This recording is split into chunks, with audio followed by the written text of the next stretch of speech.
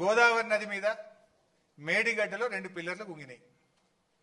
కుంగిన 2 రోజులకి ఊరికొచ్చింది ఎన్డీఎస్ఏ, 2 రోజులకు వచ్చింది.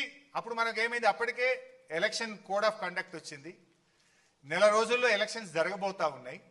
ఎంత హడావిడిగా ఎన్డీఎస్ఏ వచ్చిందంటే యాక్చువల్ రూల్ ఏం చెప్తుందంటే ఆ రాష్ట్ర ప్రభుత్వం కోరితే ఎన్డీఎస్ఏ రావాలి, సలహా సూచన ఇవ్వాలి. మనం ఏం కోరలే, హడావిడిగా వచ్చింది, 2 రోజుల్లో వచ్చింది, 3 రోజుల రిపోర్ట్ ఇచ్చింది.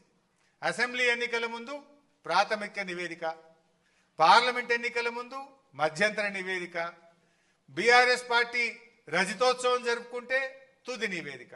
కరెక్ట్గా టైంకి ఇస్తుంటుంది. దీనికంటే ఇంకా ముఖ్యమైన పాయింట్ నేను ఇక్కడ మీరు అర్థం చేసుకోవాల్సింది, ఇదే గోదావరి నది మీద అదే సెంట్రల్ వాటర్ కమిషన్, అదే ఎన్డీఎస్ఏ కట్టింది పోలవరం ప్రాజెక్టు.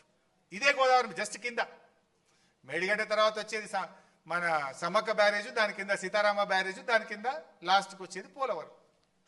సో ఆ పోలవరం ప్రాజెక్టు ఇంకా చాలా ఇంపార్టెంట్ పాయింట్, మంచిగా వినాలి. ఆ పోలవరం ప్రాజెక్టుకు ఎవరు CEO? Polavaram is a national project, అంటే జాతీయ ప్రాజెక్ట్. కట్టేది ఎవరు? Central water commission. ఎన్డీఎస్సీ అంటే ఎవరు? సెంట్రల్ వాటర్ కమిషన్లో ఒక విభాగం. ఎన్డీఎస్సీలో ఎవరు పనిచేస్తారు? సిడబ్ల్యూసీ చీఫ్ ఇంజనీర్లే, సిడబ్ల్యూసీ ఇంజనీర్లే ఎన్డీఎస్సీలో పనిచేస్తారు. NDSC and CWC both are one and the same. వీళ్ళే అందులో పనిచేస్తారు, వాళ్ళే ఇంట్లో పనిచేస్తారు. సో మరి ఆ పోలవరం కట్టింది ఎవరు? CWC, NDSC. పోలవరంలో డయాఫ్రేమ్ వాల్ కొట్టుకపోయింది, దాదాపు 1500 కోట్ల నష్టం జరిగింది. Guide wall కొట్టుకపోయింది.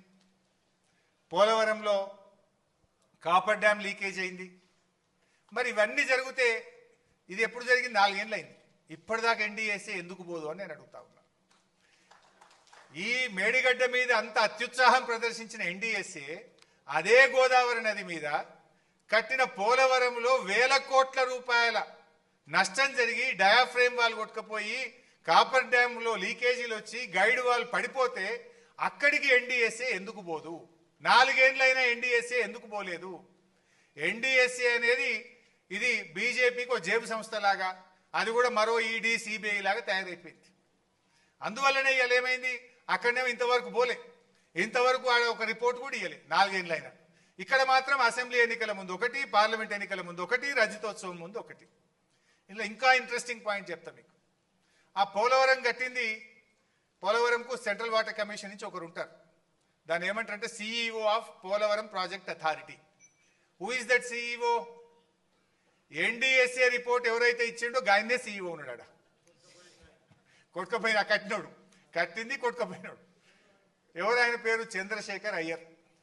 ఆ చంద్రశేఖర్ అయ్యరే పోలవరం ప్రాజెక్టుకు సిఇఓగా ఉండి ఆయన కడితే అది కొట్టుకపోయింది. ఆయన వచ్చి మేడిగడ్డ మీద రిపోర్ట్ ఇస్తాడు. Is the chairman of this NDSA. ఎవరి నాయకత్వంలో అయితే పోలవరం కట్టి కొట్టుకపోతుందో ఆడికి ఎవడు బోర్డు రిపోర్ట్ ఇయ్యడు.